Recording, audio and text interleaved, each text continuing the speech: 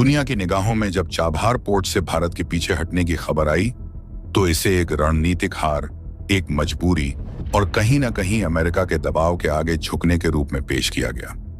विश्लेषकों ने जल्दबाजी में निष्कर्ष निकाल लिए, न्यूज रूम्स में बहसें छिड़ गईं और अंतर्राष्ट्रीय मंचों पर यह धारणा बना दी गई कि भारत ने अपनी ही बनाई हुई भू राजनीतिक बिसात को छोड़ दिया है। लेकिन असली कहानी उस सतह के नीचे छिपी थी जहां शोर नहीं बल्कि खामोशी में फैसले लिखे जाते हैं। जिस क्षण दुनिया ने इसे हार समझा, उसी क्षण एक ऐसा खेल शुरू हो चुका था जिसकी परतें धीरे धीरे खुलनी थीं और हर परत के साथ सच्चाई और भी चौंकाने वाली होने वाली थी। असल में चाबहार सिर्फ एक बंदरगाह नहीं था, यह एक दरवाजा था, ईरान के रास्ते अफगानिस्तान और मध्य एशिया तक पहुंचने का दरवाजा। जब भारत ने इस दरवाजे से कदम पीछे खींचे तो दुनिया ने सोचा कि यह रास्ता बंद हो गया, लेकिन हकीकत यह थी कि भारत ने दरवाजा बंद नहीं किया था, बल्कि उसने रास्ता बदल दिया था। ऐसा रास्ता जिसे किसी ने देखा ही नहीं। यह रणनीति इतनी गुप्त थी कि इसके संकेत भी खुले में मौजूद होते हुए भी अनदेखे रह गए। वॉशिंगटन को लगा कि उसकी पाबंदियों ने असर दिखा दिया है, कि उसकी आर्थिक ताकत ने भारत को झुका दिया है। लेकिन असल में नई दिल्ली उस समय एक ऐसे नेटवर्क को सक्रिय कर रही थी जो किसी एक बंदरगाह या एक देश पर निर्भर नहीं था। यह खेल केवल व्यापार का नहीं था, यह प्रभाव का था, इन्फ्लुएंस का, कंट्रोल का और उस अदृश्य शक्ति का जो तय करती है कि भविष्य की सप्लाई चेन किसके हाथ में होगी। चाबहार से पीछे हटना एक सिग्नल था, लेकिन यह सिग्नल दुनिया के लिए नहीं बल्कि उन चुनिंदा खिलाड़ियों के लिए था जो इस छुपे हुए खेल का हिस्सा थे। उसी समय भारत ने अपने संबंधों को नए तरीके से पुनर्गठित करना शुरू किया। ऐसे समझौते किए जो सार्वजनिक नहीं हुए और ऐसी साझेदारियां बनाई जो पारंपरिक गठबंधनों से अलग थीं। दिलचस्प बात यह थी कि इस पूरी रणनीति में कोई बड़ा ऐलान नहीं हुआ, कोई प्रेस कॉन्फ्रेंस नहीं हुई, कोई आधिकारिक बयान नहीं आया। बस धीरे धीरे चीजें बदलने लगीं। जिन रास्तों को दुनिया बंद समझ रही थी, वहां नए मार्ग खुलने लगे। जिन देशों को बाहर माना जा रहा था, वे अचानक इस खेल के अहम किरदार बन गए। और सबसे चौंकाने वाली बात यह थी कि इस पूरी चाल में समय का इस्तेमाल एक हथियार की तरह किया गया, धीरे, सटीक और बिना किसी शोर के। वॉशिंगटन को यह समझने में वक्त लगा कि भारत ने जो किया वह पीछे हटना नहीं बल्कि एक रीसेट था। एक ऐसा रीसेट जिसमें पुरानी रणनीतियों को त्याग कर एक नई संरचना बनाई जा रही थी। और जब तक यह समझ आई तब तक बहुत देर हो चुकी थी। अमेरिका की जो पाबंदियां भारत को रोकने के लिए लगाई गई थीं, वही पाबंदियां अब उसकी अपनी रणनीति के खिलाफ काम करने लगीं। क्योंकि भारत ने खुद को एक ऐसे नेटवर्क में ढाल लिया था जहां एक रास्ता बंद होने का मतलब खेल खत्म होना नहीं था, बल्कि नए रास्तों की शुरुआत था। इस पूरे घटनाक्रम में सबसे बड़ा सस्पेंस यही था कि आखिर भारत ने ऐसा क्या देखा जो बाकी दुनिया नहीं देख पाई। जवाब छुपा था दीर्घकालिक सोच में, उस सोच में जो केवल वर्तमान को नहीं बल्कि आने वाले दशकों को ध्यान में रखकर फैसले लेती है। चाबहार से पीछे हटना एक तत्कालिक नुकसान जैसा दिख सकता था, लेकिन इसके पीछे जो गणित था वह कहीं ज्यादा गहरा था। यह एक डिकॉय मूव था, एक ऐसा कदम जो विरोधी को भ्रमित करने के लिए उठाया गया था। और अब जैसे जैसे समय बीत रहा है, इस चाल की असली तस्वीर सामने आने लगी है। नए व्यापार गलियारे, नई रणनीतिक साझेदारियां और एक ऐसा संतुलन जो पहले कभी नहीं देखा गया। ये सब इस बात के संकेत हैं कि खेल अभी खत्म नहीं हुआ है, बल्कि असली खेल तो अब शुरू हुआ है। दुनिया जिसे हार समझ रही थी, वह दरअसल एक ऐसी बिसात थी जिस पर भारत ने अपने मोहरे नई जगहों पर सेट कर दिए थे। अब सवाल यह नहीं है कि भारत चाबहार से क्यों हटा, बल्कि यह है कि उस हटने के बाद उसने क्या हासिल किया। और जवाब धीरे धीरे सामने आ रहा है। यह कहानी सिर्फ एक पोर्ट की नहीं है, यह कहानी है धैर्य की, रणनीति की और उस खामोश ताकत की जो बिना शोर किए दुनिया की दिशा बदल देती है।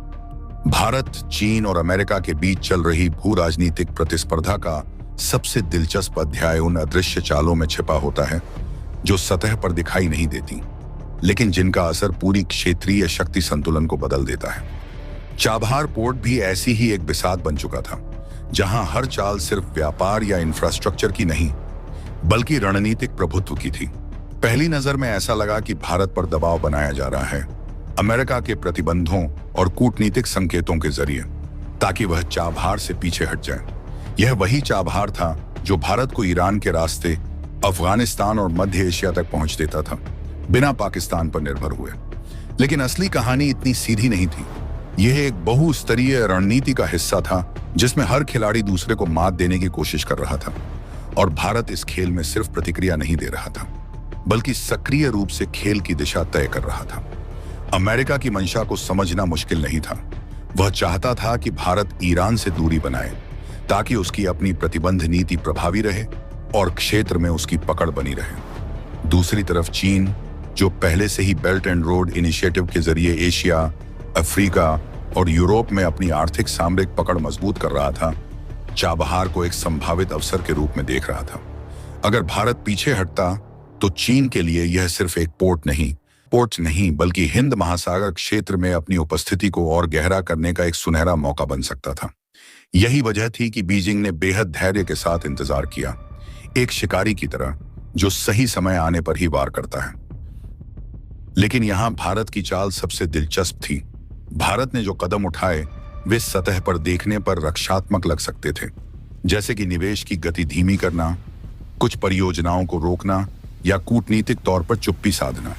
इससे यह संदेश गया कि भारत शायद पीछे हट रहा है। यही वह संकेत था जिसका चीन इंतजार कर रहा था।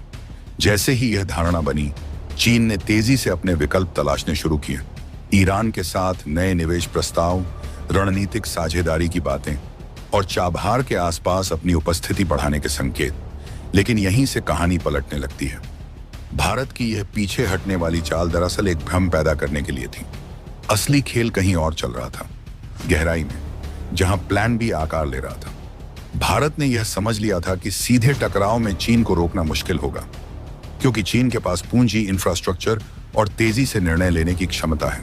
इसलिए भारत ने एक अलग रास्ता चुना, चीन को खुद आगे बढ़ने देना ताकि उसकी चालें खुलकर सामने आए। जैसे ही चीन ने चाबहार में दिलचस्पी दिखाई, अंतर्राष्ट्रीय स्तर पर कई सवाल उठने लगे। क्या चीन ईरान में अपनी सैन्य उपस्थिति बढ़ाना चाहता है? क्या यह सिर्फ व्यापारिक निवेश है या इसके पीछे कोई बड़ा सामरिक एजेंडा है? यही भारत को फायदा मिला। भारत ने इस पूरे घटनाक्रम को एक कूटनीतिक हथियार में बदल दिया। उसने अमेरिका और पश्चिमी देशों को यह दिखाने की कोशिश की कि अगर भारत को चाबहार से बाहर किया गया तो उसकी जगह चीन ले लेगा, और यह सिर्फ क्षेत्रीय नहीं बल्कि वैश्विक संतुलन के लिए भी चुनौती बन सकता है। इस तरह भारत ने अपने ऊपर बने दबाव को उल्टा अमेरिका पर ही डाल दिया। अब अमेरिका के सामने दुविधा थी, क्या वह अपने प्रतिबंधों को इतना सख्त बनाए कि भारत बाहर हो जाए और चीन अंदर आ जाए, या फिर वह भारत को वहां बने रहने दे ताकि चीन की एंट्री रोकी जा सके। इस रणनीति का दूसरा पहलू और भी गहरा था।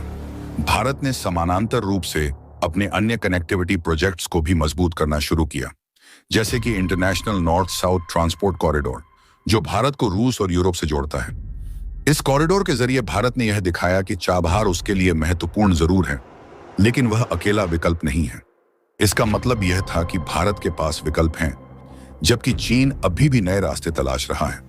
यह एक मनोवैज्ञानिक बढ़त थी, खेल के नियम बदलने की कोशिश। चीन की स्थिति इस पूरे घटनाक्रम में दिलचस्प हो गई। एक तरफ उसे लगा कि भारत पीछे हट रहा है और उसे मौका मिल रहा है, लेकिन दूसरी तरफ जैसे जैसे वह आगे बढ़ा, उसे एहसास होने लगा कि यह रास्ता उतना आसान नहीं है। ईरान के साथ उसके संबंध जटिल थे। जहां एक तरफ आर्थिक सहयोग था, वहीं दूसरी तरफ ईरान अपनी संप्रभुता को लेकर बेहद संवेदनशील था। वह चीन को पूरी तरह खुली छूट देने के मूड में नहीं था। इसके अलावा भारत की लंबे समय से चली आ रही मौजूदगी और स्थानीय समझ भी एक बड़ा फैक्टर थी, जिसे चीन तुरंत रिप्लेस नहीं कर सकता था। भारत की जाल वाली रणनीति यहीं पर काम करने लगी। चीन जितना ज्यादा आगे बढ़ता, उतना ज्यादा वह अंतर्राष्ट्रीय निगरानी में आता। उसकी हर चाल पर नजर रखी जाने लगी, चाहे वह निवेश हो, कूटनीतिक समझौते हों या सैन्य संकेत। इससे चीन की गति पर स्वाभाविक रूप से ब्रेक लगने लगा। वहीं भारत ने धीरे धीरे लेकिन रणनीतिक तरीके से अपनी स्थिति को फिर से मजबूत करना शुरू किया। कूटनीतिक बातचीत, सीमित लेकिन प्रभावी निवेश और अंतर्राष्ट्रीय समर्थन के जरिए। इस पूरी कहानी में सबसे बड़ा सबक यही है कि आधुनिक भू राजनीति में जीत सिर्फ ताकत से नहीं बल्कि धारणा, परसेप्शन से भी तय होती है। भारत ने यह दिखाया कि कभी कभी एक कदम पीछे हटना असल में 2 कदम आगे बढ़ने की तैयारी हो सकता है। उसने अपने विरोधियों को यह विश्वास दिलाया कि वह कमजोर पड़ रहा है, जबकि असल में वह उन्हें एक ऐसे रास्ते पर ले जा रहा था जहां उनकी हर चाल उनके खिलाफ जा सकती थी। प्लान बी, जिसके बारे में लंबे समय तक सिर्फ अटकलें लगाई जाती रहीं, दरअसल इसी सोच का केंद्र था। यह कोई एक परियोजना या एक समझौता नहीं था, बल्कि एक व्यापक रणनीति थी जिसमें कूटनीति, अर्थव्यवस्था, सुरक्षा और मनोविज्ञान सब कुछ शामिल था। भारत ने यह सुनिश्चित किया कि वह किसी एक विकल्प पर निर्भर न रहे, बल्कि कई समानांतर रास्ते तैयार रखे। इससे न सिर्फ उसकी बातचीत की शक्ति बढ़ी, बल्कि वह किसी भी अचानक बदलाव के लिए तैयार भी रहा। अंत में चाबहार की कहानी सिर्फ एक पोर्ट की कहानी नहीं रह जाती। यह एक ऐसे शतरंज के खेल की कहानी बन जाती है जहां हर मोहरा अपनी जगह से ज्यादा मायने रखता है और जहां असली जीत उस खिलाड़ी की होती है जो खेल को समझता ही नहीं, बल्कि उसे अपने हिसाब से मोड़ भी सकता है। भारत ने इस खेल में यही करने की कोशिश की और काफी हद तक सफल भी रहा। असल खेल यह था कि भारत ने अमेरिकी प्रतिबंधों की आंखों में धूल झोंकते हुए अपने प्रभाव को खत्म नहीं बल्कि और गहरा किया।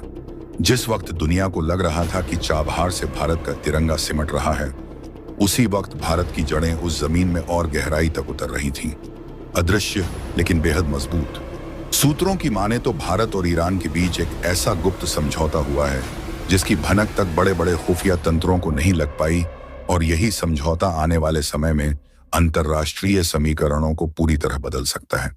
दिल्ली के बंद कमरों में जिस प्लान बी पर काम चल रहा था, वह अब धीरे धीरे परत दर परत सामने आ रहा है और हर परत एक नए रहस्य को उजागर कर रही है।